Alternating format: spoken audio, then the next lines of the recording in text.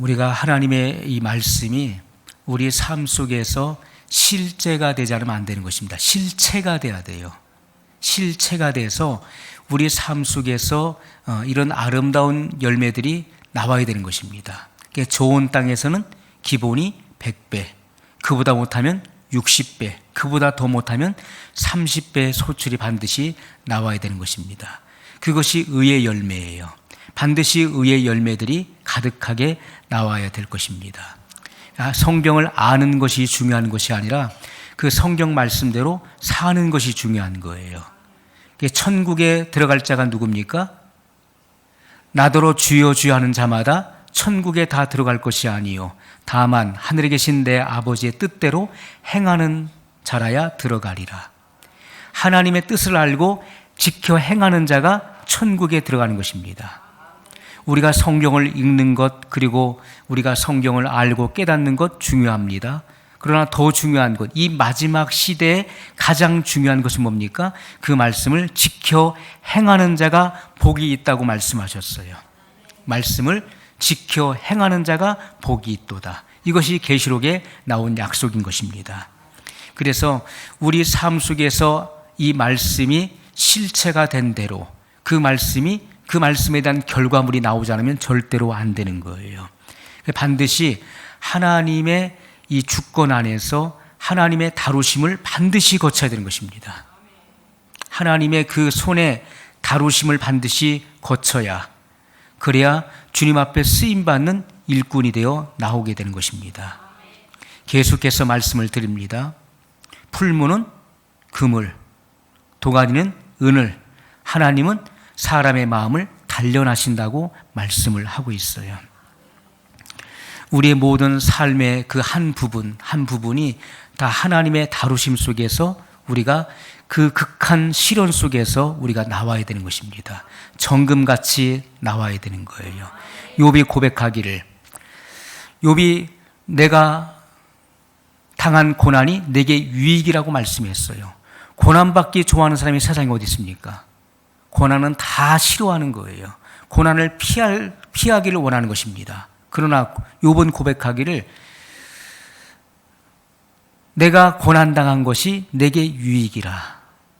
내가 죽게 대하여 내가 죽게 대하여 귀로 듣기만 하옵sap더니 이제는 눈으로 배움나이다. 이렇게 고백했던 것입니다.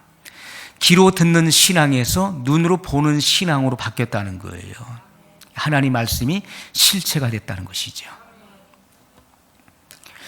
제가 전에 전도사로 심호할 때 그 교회에서 나와서 이제 목회를 준비를 했습니다. 그런데 저는 무일푼이었어요. 제 주머니에는 돈이 1,000원짜리도 없었을 그런 당시였습니다. 그런데 그런 가운데서 제가 받은 소명이 분명했고 받은 사명이 분명했기 때문에 하나님 나를 도우신다고 하는 그 분명한 확신이 있었어요.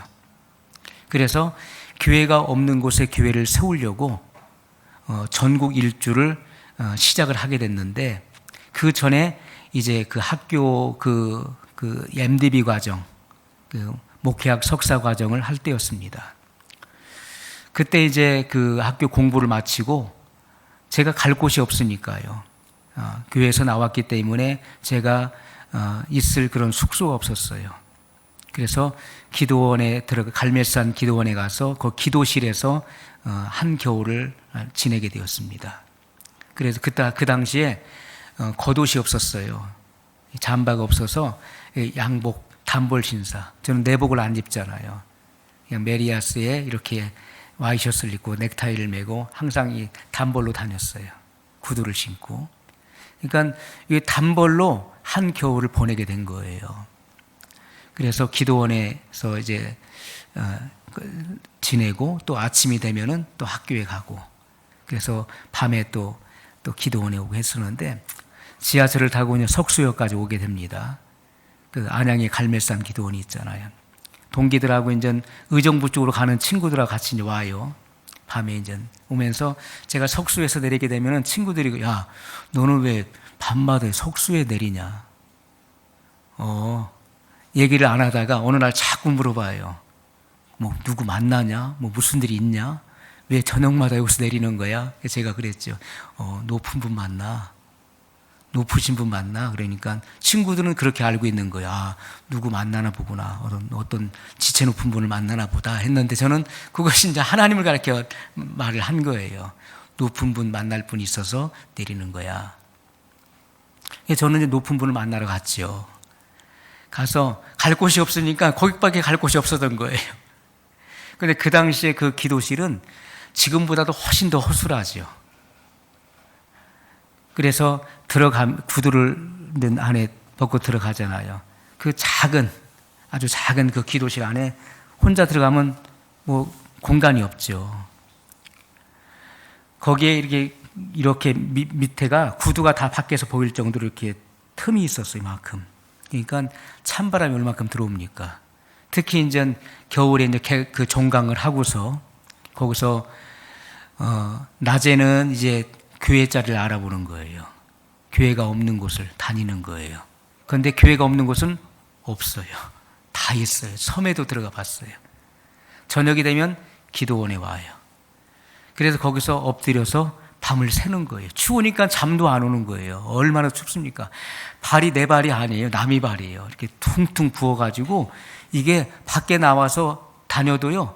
이게 뭐 내가 우주 공간을 떠 있는 것 같기도 하고 막 이게 내 발이 아닌 거예요. 막 부어가지고 이렇게 얼고 부어가지고 그렇게 밤새도록 엎드려 있고 또 아침이 되면 추우니까 나와야 되잖아요. 또 나와서 또 교회를 또 알아보고 그렇게 다녔어요. 그때마다 하나님께서 필요한 그 교통비를 주시는 대로 다녔어요. 그리고 어느 한 곳에 가면은 맨발로 아니 발로 그 지역을 다 돌았습니다. 돌면서 너무너무 힘들 때는 그냥 그 땅바닥에 주저앉았어요. 그냥 주저앉았어요. 주머니 속에는 1,000원도 없으면서 몇 억짜리 건물을 알아봤어요. 사장님 어디 계시냐고. 이 건물이 마음에 드는데 사장님 좀 보자고. 부동산에서 사장님 불러요. 이거 얼마냐고. 뭐 몇 억입니다. 아 그래요. 이거 한번 봅시다. 그렇게 아주 젊은 그런 MDB 그 공부를 할 때였으니까요. 그래서 이제 돌아보고서 알았습니다. 기도하고 결정하겠습니다. 또 와서 또 기도하는 거예요. 그렇게 배짱이 있어가지고 그렇게 했어요. 왜냐 하나님 백을 믿었던 거죠. 그런데 하나님의 때가 이르지 않았기 때문에 하나님께서 길을 열어주시지 않더라고요. 그렇게 혹독한 겨울을 보내고 그리고 하나님 앞에서 내가 하나님 앞에 생명을 바쳐야 되겠다. 그래서 제가 하나님 앞에 제가 하나님을 사랑하고 하나님 앞에 제가 헌신한다는 것을 무엇으로 보여드릴 수 있을까요? 제가 40일을 금식하겠습니다. 그러니까 아서라 너 죽는다. 이 마음에 그런 성령의 음성이 들려오는 거예요. 너 죽는다. 왜냐하면 전국 일주를 하고 있었기 때문에 입술이 다 부르터가지고요. 이거 뭐 견딜 수가 없는 거예요. 뭐 혓바늘이 나고 그런 상태에서 그 장기 금식 들어간다니 하나님께서 내 마음속에 넌 죽는다. 그래서 그럼 어떡할까요? 그럼 21일 기도하겠습니다. 금식하겠습니까? 예스. 제 마음에 확신과 평안이 왔어요. 그래서 바로 이제 금식에 들어갔던 것이죠. 그래서 거기서 주님 앞에 기도하면서 거기 있는 그 장기 금식하는 사람들은 방이 따로 있었어요. 아주 막 쓰러져가는 그런 쓰레트 그 건물이 거기 있는 장기 금식하는 사람들 그 기도 처소예요. 거기서 이제 물만 마시고 이제 금식을 하는 겁니다. 그런데 참 신비한 그런 체험들을 하게 된 거예요. 놀라운 그런 체험들을 하고 하루하루 모든 삶 속에서 하나님께서 저를 보호하시고 지키시는 그런 체험들을 해요. 제가 누워있을 때는 하나님의 그 눈동자가 저를 바라보시는 그런 체험들을 하고 저를 그의 품에 안아주시는 그런 깊은 체험 속에 들어가게 되었어요. 15일이 지나니까 입술에 이 안에서 다 터져가지고 쓴물이 올라오고 피가 섞여 나오더라고요. 근데 그건 이루 말할 수가 없더라고요. 이미 다 이렇게 허문 상태에서 들어가다 보니까 그런데 그 마지막 그 7일이 굉장히 어려웠는데 하나님께서 그 모든 것들을 다 극복할 수 있는 힘을 주셨어요. 그러면서 그 금식을 다 마치고 집에 돌아와서 죽을 먹으면서 시골에 내려가서 보호식을 하는데 하나님께서 환상 가운데 3번을 보여주시는 거예요. 저는 그때 보여주셨던 그 환상과 그 꿈을 잊을 수가 없습니다. 정확하게 하나님께서 되어지는 그 과정을 다 보여주셨어요. 하나님은 지금도 살아계시고요. 이 모든 과정들, 하나의 이제 지나온 과정들이었지만은 하나님께서 저를 만드시는 그런 과정들이었어요.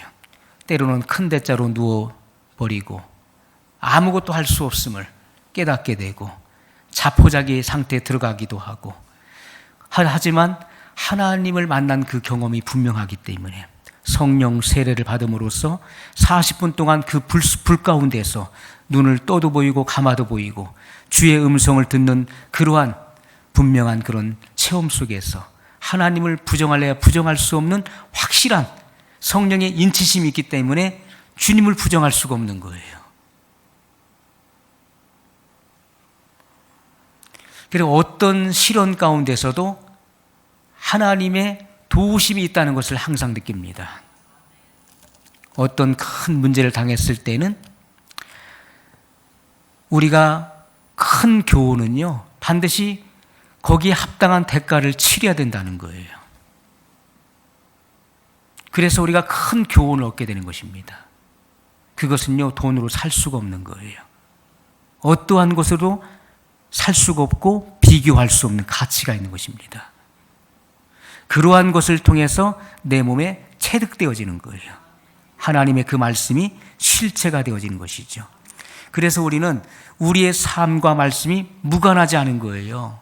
사람들은 말씀을 듣고 깨닫고 좋은 말씀이야 하고서 교회를 떠나는 순간에 이 말씀을 다 잊어버려요. 그리고 내 뜻대로 내 의지대로 살아가잖아요.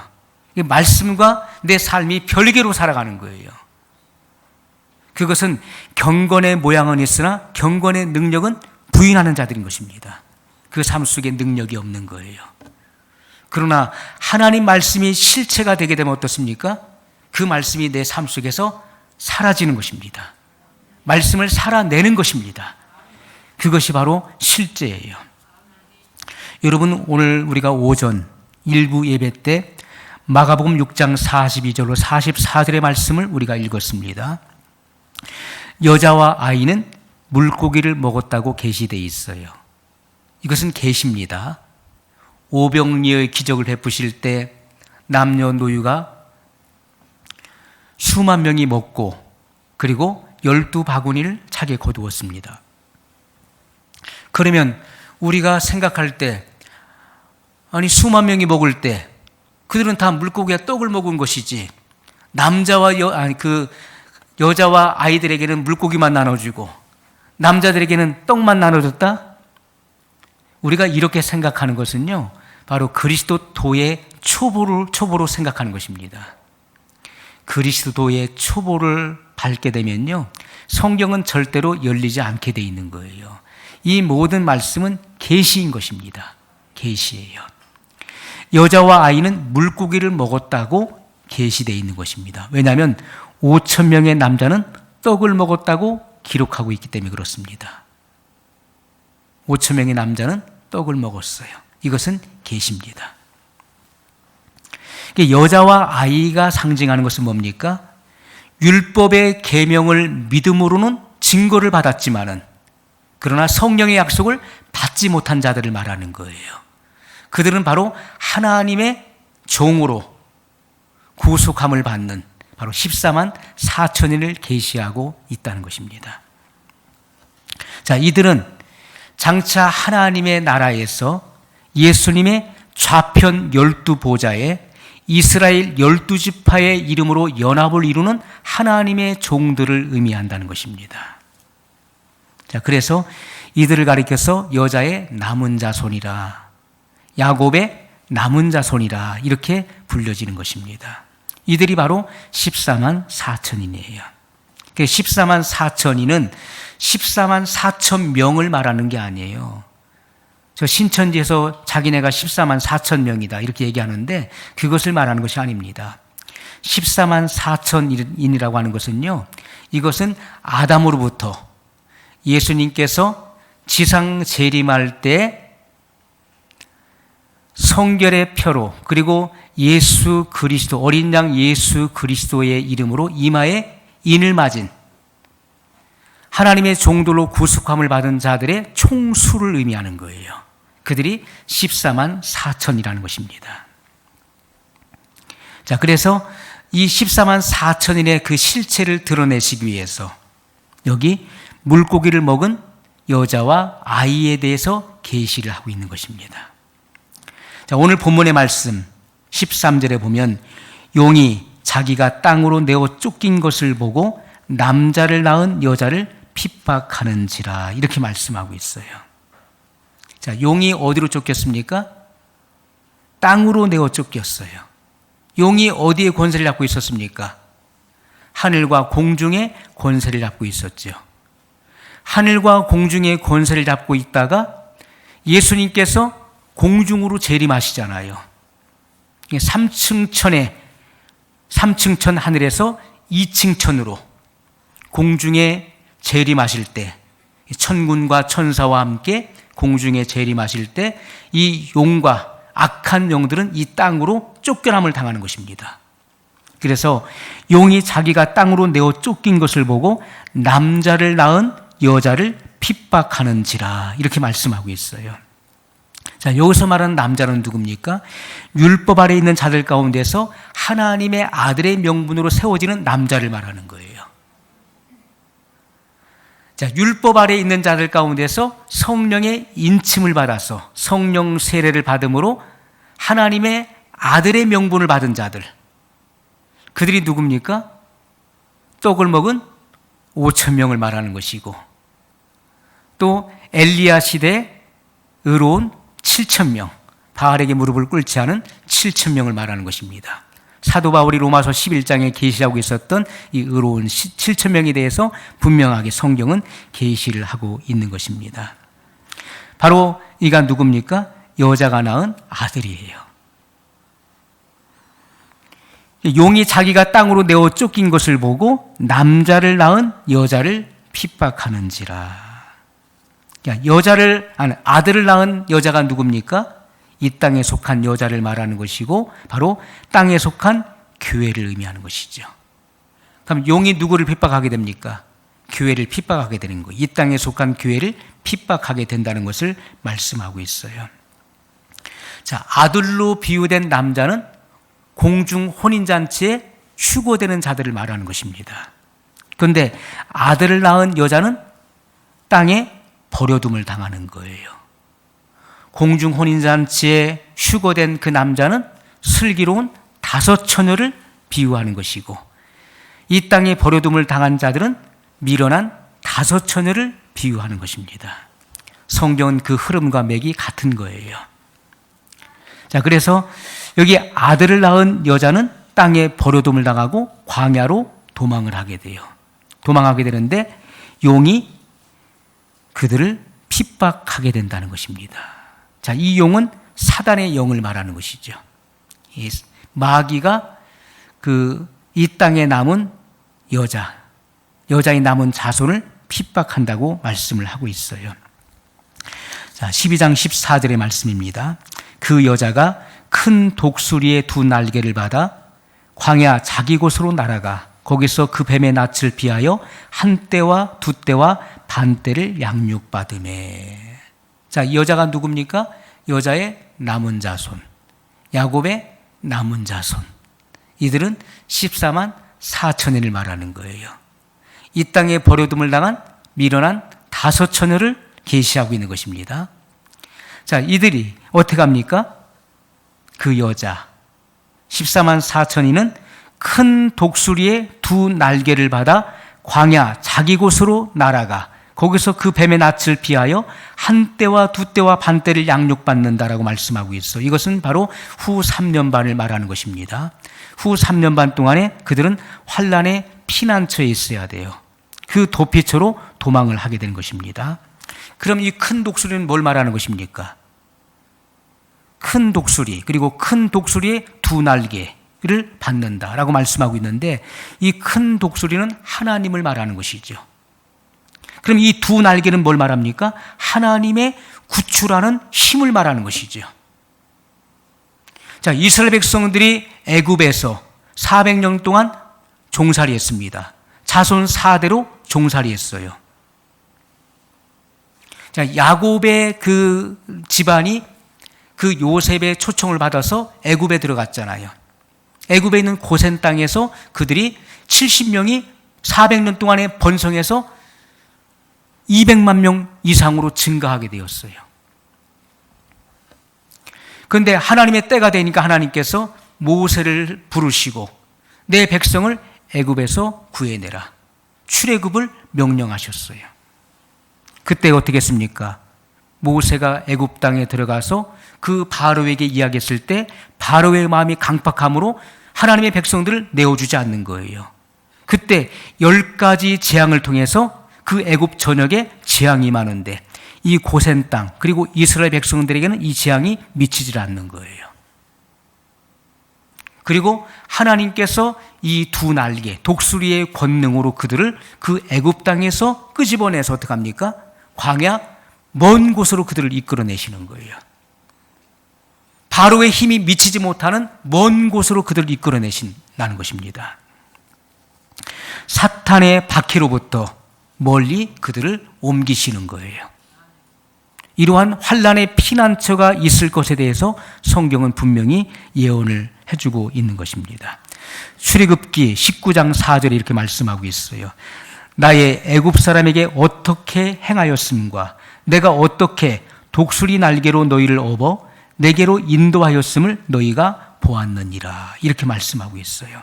자, 하나님께서 뭐라고 하십니까? 내가 어떻게 독수리 날개로 너희를 업어 내게로 인도하였음을 너희가 보았느니라. 독수리 날개가 나오잖아요. 이것은 하나님의 그 권능을 의미하는 것입니다. 하나님의 권능으로 그들을 이 대환란 가운데서 7년 대환란의 이 극심한 짐승의 표를 받게 하는 이 후 3년 반에서 그들을 구해내시는 거예요. 그 큰 독수리의 두 날개, 그 권능으로 그들을 이끌어내셔서 그들을 보호하신다는 것을 분명히 말씀하고 있습니다. 7째 천사가 나팔을 불 때 7 대접의 심판이 이 땅에 임하게 됩니다. 그때 이 땅에서는 우리가 상상할 수 없는 그런 엄청난 극심한 환란이 이 땅에 이루어지는 것이죠. 그때 여자는 뱀의 낯을 피하여 광야, 하나님이 예비하신 피난처에서 양육을 받게 된다라고 말씀을 하고 있습니다. 17절, 용이 여자에게 분노하여 돌아가서 그 여자의 남은 자손 곧 하나님의 계명을 지키며 예수의 증거를 가진 자들로 더불어 싸우려고 바다 모래 위에 섰더라. 자, 이것은 뭘 말씀합니까? 후 3년 반 동안에 뭐가 있습니까? 전쟁이 있는 거예요. 엄청난 그런 싸움이 일어나게 되는데 누가 싸웁니까? 용이 누구와 더불어 싸웁니까? 여자의 남은 자손들 14만 4천인과 싸움을 벌이게 된다는 것을 말씀하고 있어요. 그래서 우리가요, 이 14만 4천인 여자의 남은 자손이 나중에 어떻게 합니까? 대환란 가운데서 나온다는 것을 말씀하고 있어요. 그들이 흰 옷을 입고 환란 가운데서 나오잖아요. 엄청난 환란을 견디고 나오는 그들을 말씀하고 있는 거예요. 그래서 어린 양 예수님께서 그들을 구속하시는 것입니다. 시온산으로 입성해 드리는 그 말씀 예언이 성경에서 기록되어 있는 것이죠. 자, 분명히 성경을 말씀하고 있습니다. 용이 여자에게 분노한다. 왜냐하면 자기가 땅으로 되고 쫓겼어요. 자기의 입지를 잃어버렸어요. 하늘과 공중에서의 그 입지를 잃어버리고 이 땅에 제한되게 된 것입니다. 그러니까 이 땅에서 자기의 때가 얼마 남지 않은 줄 알고 최후의 그런 타락을 하게 되는데 누구에게 분노합니까? 여자의 남은 자손 14만 4천에게 분노하고 그리고 전쟁을 일으킨다는 거예요. 하나님의 계명을 지키며 예수의 증거를 가진 자들로 더불어 싸우려고 바다 모래 위에 섰더라, 이렇게 말씀하고 있어요. 그렇다면은 여자의 남은 자손들은요, 대환란을 통과하면서 용의 핍박과 공격을 당한다는 거예요. 엄청난 박해가 있을 것입니다.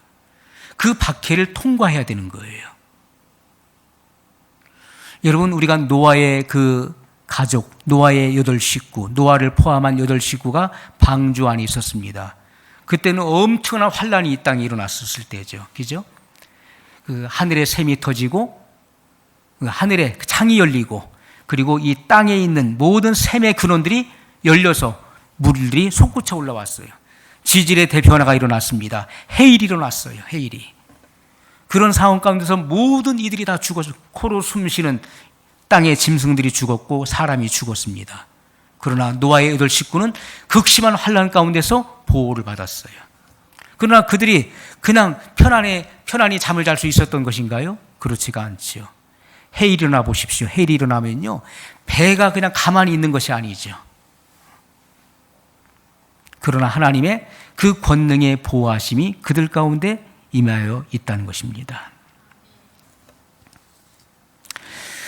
우리가 그 요셉 시대에도요, 이스라엘 백성들이 고센 땅에 머물게 되었어요. 고센 땅. 고센. 우리가 고센 땅이 뭡니까? 라암셋이죠. 라암셋을 고센이라고 부릅니다. 자, 이 고센에 대한 이 명칭이 여러 가지가 있어요. 여기는 아라비아의 게셈이라고 불러집니다. 무슨 말이냐면 아라비아에 있는 애굽 영토를 말하는 거예요. 그 당시 세계를 지배하고 있었던 나라가 애굽이었잖아요.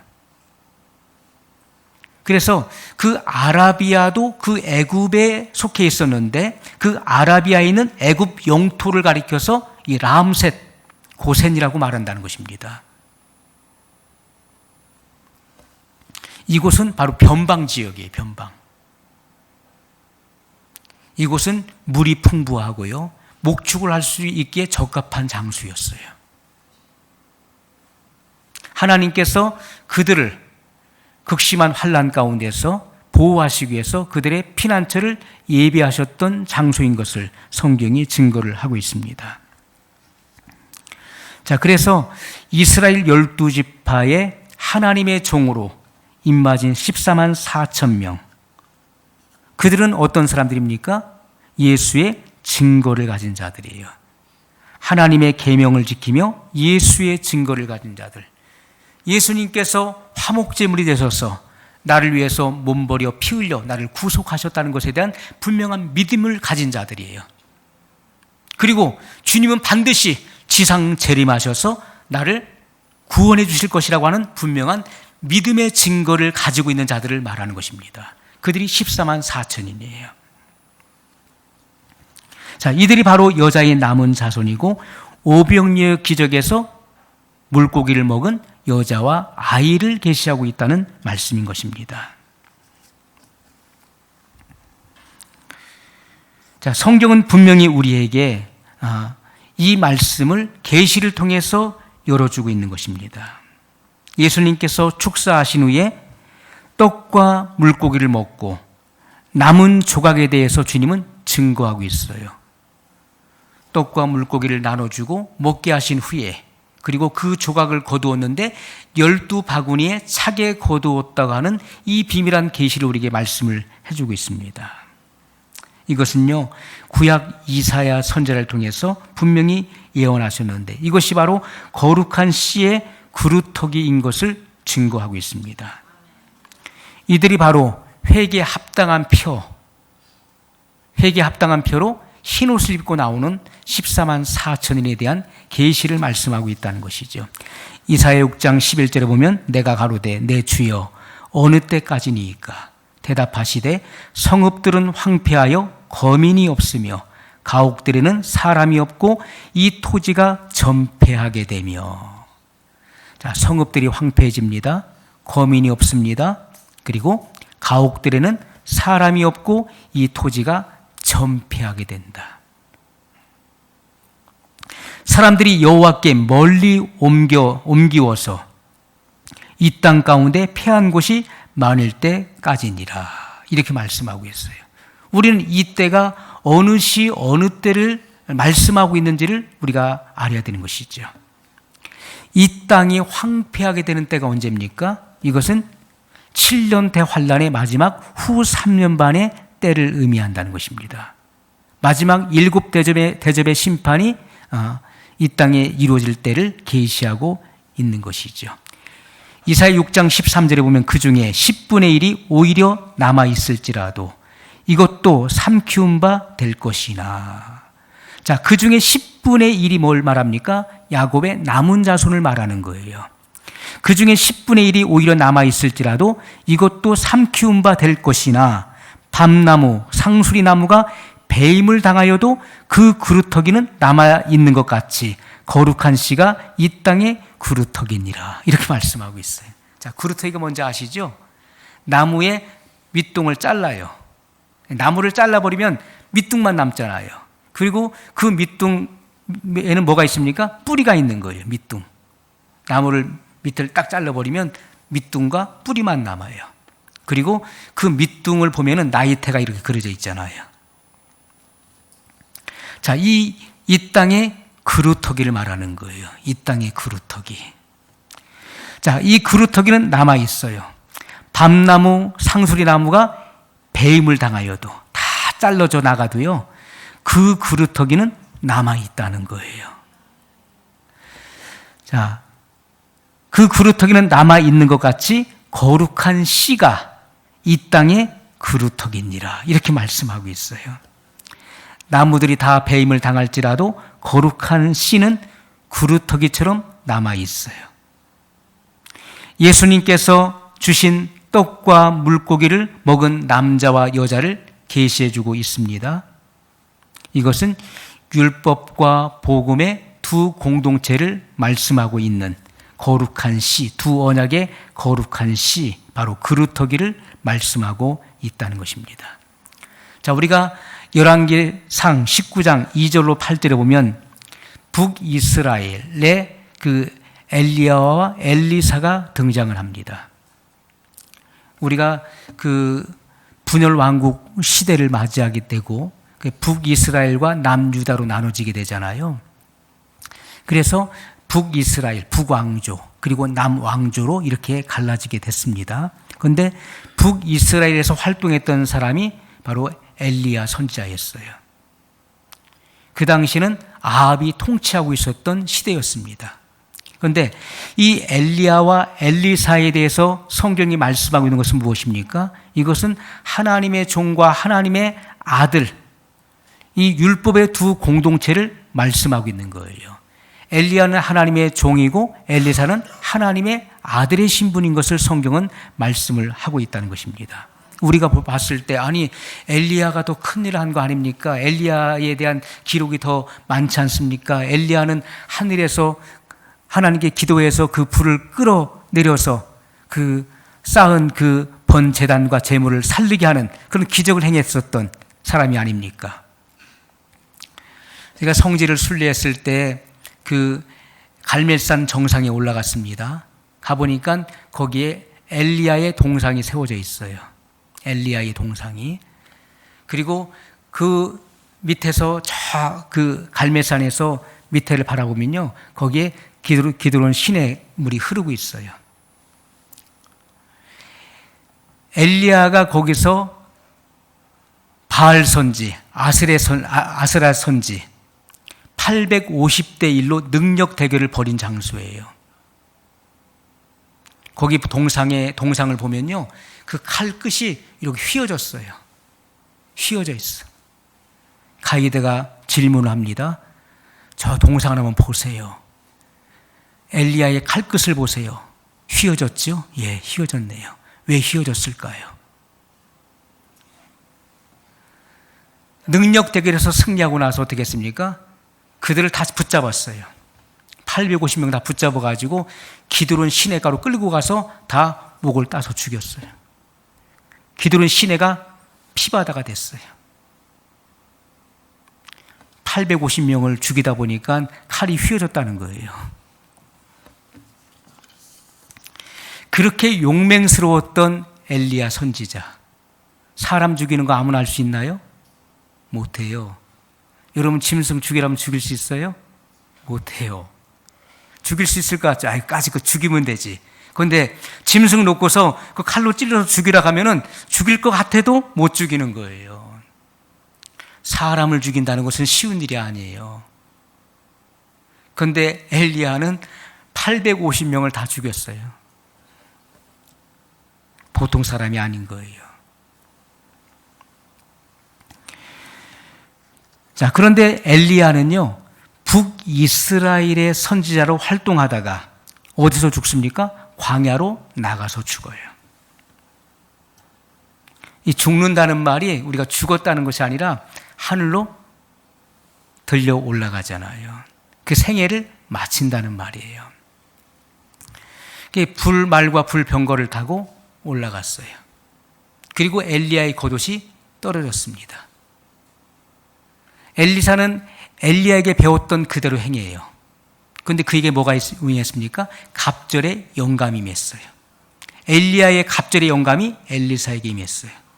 그리고 엘리사는 과거 엘리야가 했던 대로 요단 강물을 이리저리 칩니다. 그 겉옷으로. 칠 때 어떻게 합니까? 요단 강물이 갈라져요.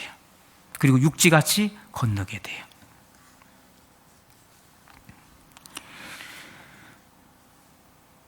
자, 엘리야의 생애는 광야에서 맞춰진다는 거예요. 광야에서. 광야는 모세가 사역했던 곳을 말하는 것입니다. 율법 아래에 있는 선지자가 활동하는 곳을 말하는 것이죠. 그런데 엘리사는 어떻게 합니까? 요단강을 다시 건너오죠.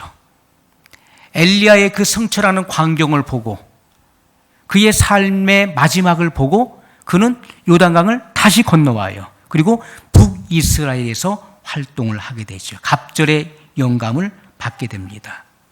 갑절의 영감이라고 하는 것은 바로 아들의 권세를 말하는 것입니다. 아들의 권세, 바로 성령의 권능을 말하는 것입니다. 그는 하나님의 아들을 말하는 것이죠. 자, 엘리야가 바알 선지, 아세렛 선지자는 누가 도입했습니까? 이세벨이 도입한 것이죠. 아방의 왕이었던 그 이세벨이 도입한 거예요. 이스라엘 백성으로 하여금 우상을 숭배하도록 만든 장본인이에요. 이 바알 그리고 아세라 선지자를 다 죽였어요. 850명 죽이고 나니까 이 이세벨이 어떻게 합니까? 엘리야를 협박합니다. 사자를 보내어서 내가 내 종 선지자를 다 죽였느냐? 내일 이맘때 내가 이와 같이 되리라. 그러면서 그 엘리야를 압박하게 됩니다. 만약에 내가 너를 죽이지 못한다면 내일 이맘때 내 종을 죽인 것 같이 내가 너를 죽이지 못한다면 신들이 내게 벌에 벌을 더할 것이다. 이렇게 협박을 합니다. 그 말에 의해서 엘리야는 무너져 버려요. 이 말이 그렇게 힘이 있는 거예요. 말이 그냥 하는 말이 아니에요. 너 내 종 왜 죽였어? 너 내가 가만 안 둘 거야? 이것이 아니에요. 내가 너를 반드시 죽일 것이다. 이세벨이 그렇게 말했습니다. 내가 내일 이맘때 내가 너를 반드시 죽일 거야. 내가 너를 죽이지 못한다면은 내가 믿는 신들이 내게 벌에 벌을 더할 것이다. 그러므로 나는 너를 반드시 죽일 거야. 이런 확증적인 말을 한 거예요. 내가 너를 반드시 죽인다. 이 말을 듣고서요, 엘리야는 간담이 무너졌어요. 그렇게 용맹스러웠던 엘리야가 그 마음이 물같이 쏟아져 버린 것입니다. 약해졌어요. 그리고 그는 도주를 하게 됩니다. 그리고 어디에 이릅니까? 하룻길을 가서 로뎀나무 그늘 아래 앉아서 그는 절망하고 탄식하면서 내 주여 조카오니 나를 죽여주시옵소서. 차라리 사는 것보다 죽는 것이 낫습니다. 이 땅에는 바알에게 무릎을 꿇지 않은 사람은 나밖에 없습니다. 나 혼자 남았습니다. 라고 절망하고 탄식할 때 하나님 뭐라고 하십니까? 아니다. 내가 바알에게 무릎을 꿇지 아니한 7천인을 숨겨두었노라. 그렇게 말씀하셨어요. 엘리야가 알지 못하는 남은 자, 거룩한 씨의 그루터기가 있었다는 거예요. 하나님께서 그 의로운 7천인을 따로 남겨놓으셨다는 것입니다. 성경은 그것을 말씀하고 있어요. 로뎀나무 아래에서 죽기를 간구하고 있었던 이 엘리야, 로뎀나무가 상징하는 것이 무엇입니까? 한탄하고 절망하고 좌절하고 비참한 것을 의미하는 것입니다. 이세벨이 나를 죽이려고 하는데 나는 더 이상 못합니다. 나는 더 이상 이 사역을 감당할 수 없습니다. 왜요? 내가 지금 생명의 위협을 받고 있어요. 그래서 나는 더 이상 사역을 진행할 수가 없습니다. 그 말을 하는 거예요. 그렇기 때문에 좌절이 오고 절망이 오는 거예요. 사람의 그 말 한마디 때문에 그는 더 이상 하나님의 일을 할 수 없다라고 절망해요. 그래서 하나님께서는 천사를 보내십니다. 그가 지쳐 쓰러져 잠에 들었을 때 천사를 보내서 그를 깨웁니다. 그리고 숯불에 구운 떡과 그리고 물을 마시게 합니다. 그리고 하나님께서 뭐라고 하십니까? 내가 이 떡과 물을 먹고 내가 명하는 산 호렙에까지 이르라. 호렙산까지 갈 수 있도록 하나님이 힘을 주시는 것입니다. 자, 이 말씀은 계시입니다. 네가 이 숯불에 구운 떡과 이 물을 마시고 네가 힘을 얻어서 내가 명하는 그 호렙산까지 이르라 말씀하고 있어요. 자, 이 말씀은요, 바로 후 3년 반의 그 환란의 때를 계시하는 말씀이에요. 후 3년 반 짐승의 표를 받게 하는 이 대환란을 이기지 못하면 시온산에서 어린 양 앞에 서서 구원을 받는 14만 4천인의 반열에 이르지 못한다는 것을 계시하고 있는 말씀이에요. 성경은 우리에게 분명히 이기는 자에 대해서 말씀을 하고 있습니다. 이기는 자. 여러분, 마지막 시대의 교회에는 배교를 말씀하고 있어요. 예수님께서 공중에 재림하시기 전에 뭐가 먼저 일어납니까? 이 땅에서 배교가 먼저 일어난다고 성경은 분명히 말씀하고 있어요. 배교가 일어납니다. 그리고 교회는 급속도로 타락하게 될 것입니다. 그러나 주님은 그러한 상황 속에서도 이기는 자에 대해서 말씀하고 있어요. 소아시아 7교회에게 동일한 약속을 주셨는데 소수의 이기는 무리들에게 약속을 줍니다. 이기는 자에게는 내가 무엇을 하여 주리라는 말씀이 나오고 있어요. 우리가 계시록 2장과 3장은 소아시아 7교회를 말씀하고 있죠. 에베소 교회부터 시작합니다. 에베소, 서머나, 버가모, 두아디라, 사대, 그리고 빌라델비아, 라오디기아. 이 7개에 대해서 주님은 동일하게 말씀을 주셨어요. 이기는 그에게는. 그래서 우리는 반드시 이겨야 된다는 거예요. 뭘 이깁니까? 대환란을 이겨야 되는 거예요. 용의 모든 핍박을 이겨야 되는 것입니다. 이기는 그들에게 뭐가 주어집니까? 14만 4천인의 그 반열에 이르는 그 권세가 주어진다는 것입니다. 반드시 이겨야 되는 거예요.